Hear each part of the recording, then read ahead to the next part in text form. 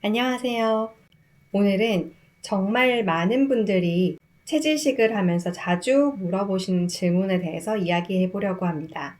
체질식을 시작했더니 오히려 몸이 예민해진 것 같다고 느끼는 분들이 있어요.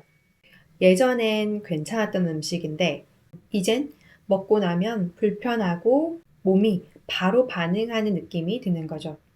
여러분도 혹시 음식을 가려 먹으면서 이런 느낌 느껴보신 적 있으신가요? 우선 나에게 잘 맞는 음식과 내 체질에 맞지 않는 음식을 먹었을 때 우리 몸이 나타내는 반응은 매우 다양한데요. 그 중에서도 가장 흔하게 느낄 수 있는 것이 바로 소화기 반응입니다. 먹고 나서 배가 빵빵하게 부르거나 가스가 차고요. 설사가 생기거나 속이 울렁거리기도 하고 트림이 평소보다 더 많이 나오는 것처럼 말이죠.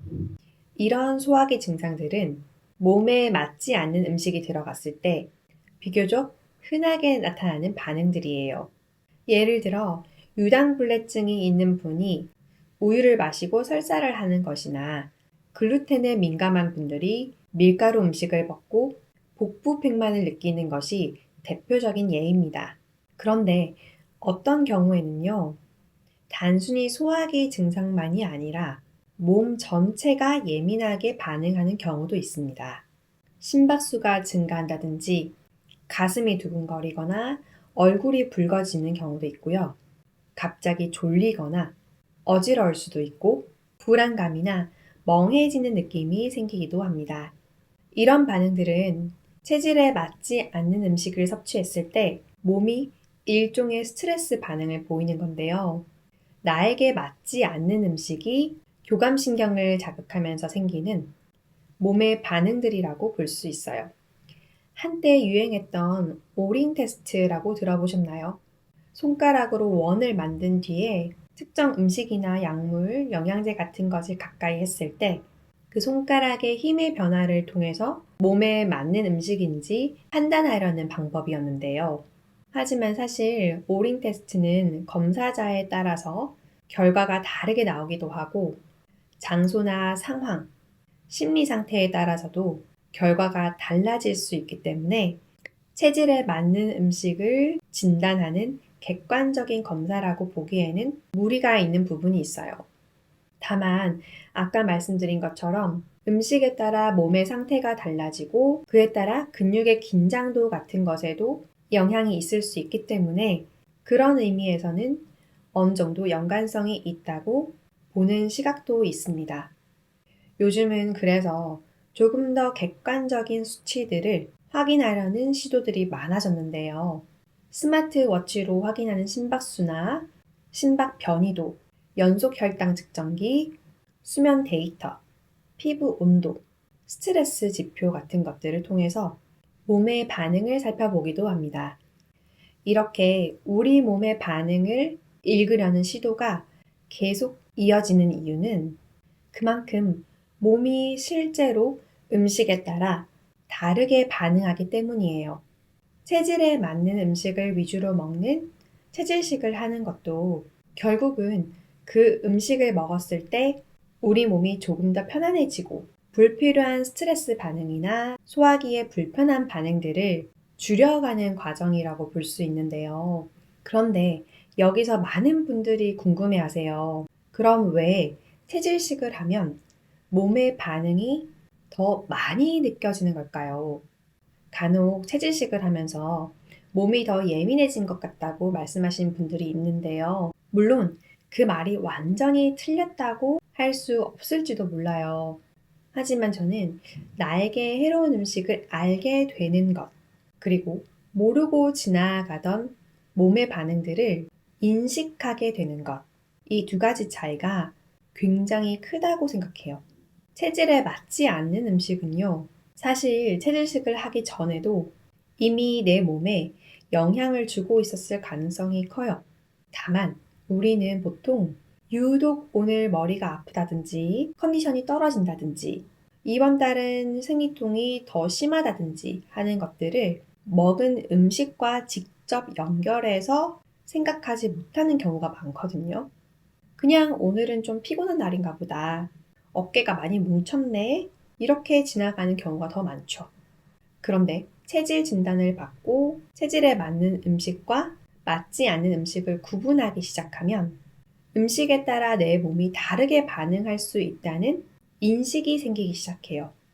그리고 그때부터는 내 몸의 반응을 더 면밀히 살펴보게 되죠. 일종의 눈이 생기게 되는 거예요. 마치 안경을 쓰기 전에는 원래 세상이 흐릿한 줄 알고 살다가 안경을 딱 쓰는 순간 원래 세상이 이렇게 선명한 거였어? 라고 느끼는 것처럼요. 그리고 원효대사의 해골물 이야기 아시죠? 우리는 무엇을 어떻게 인식하느냐에 따라 몸의 감각을 다르게 느끼기도 해요. 물론 실제 몸의 반응이 단순히 마음먹기에 따라서 생긴다는 의미는 아니에요.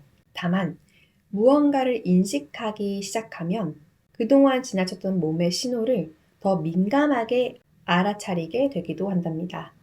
그래서 체질식을 하다 보면 예전에는 모르고 지나쳤던 것들이 조금씩 느껴지기 시작해요. 고춧가루가 많은 음식을 먹으면 속이 울렁거리는구나. 고기를 먹으면 다리가 더 붓는구나. 해산물을 먹으면 비염이 더 심해지는구나. 이런 것들 말이에요. 그리고 저는 이런 감각들이 생기는 것을 꼭 나쁜 것이라고 보지는 않습니다. 오히려 몸이 회복되는 과정일 수 있거든요. 어린아이들을 보면요. 본능적으로 자기 몸에 불편한 음식을 잘 먹지 않으려고 하는 경우가 많아요.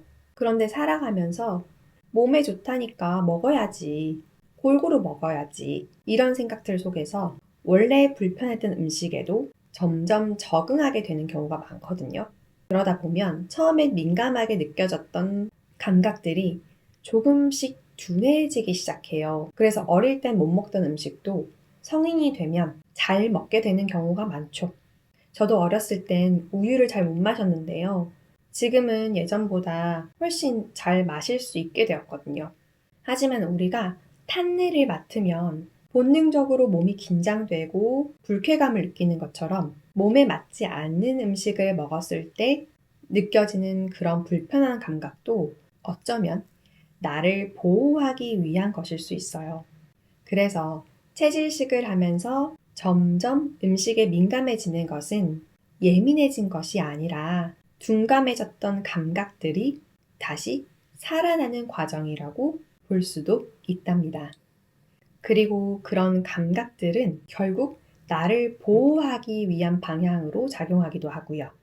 이렇게 몸의 반응들을 하나씩 알아차리기 시작하면 체질에 맞지 않은 음식을 조금 더 자연스럽게 피하게 되기도 해요. 그런 감각들을 잘 관찰하면서 체질식에 더 빨리 적응하기도 하고요.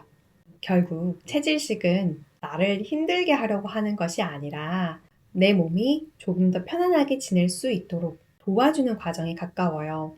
단순히 먹고 싶은 걸 참는 것이 아니라 내 몸이 덜 힘들고 덜 아프고 더 안정된 컨디션으로 살아가기 위해 선택하는 것이죠.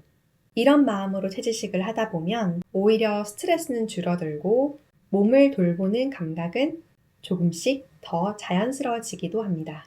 체질식은 평생 먹지 못할 음식을 늘리는 과정이 아니에요. 오히려 내 몸과 친해지는 과정에 가까워요. 오랫동안 놓치고 있던 내 몸의 감각을 다시 회복하고 나 스스로를 돌보고 보호하는 방법을 조금씩 배워가는 과정인 거죠. 어떤가요? 오늘은 체질식을 하면 정말 몸이 예민해질까? 라는 것에 대해서 이야기를 해봤는데요. 영상을 보신 분들 중에서도 이런 비슷한 경험이 있으셨다면 댓글로 함께 나눠주셔도 좋을 것 같아요. 또 체질식을 하면서 궁금했던 부분이 있다면 편하게 댓글로 남겨주세요. 많은 분들이 공감할 수 있는 이야기들은 다음 영상에서도 이렇게 함께 나눠볼게요. 그럼 오늘도 몸이 편안한 식사 하시길 바라면서 다음에 또 만나요.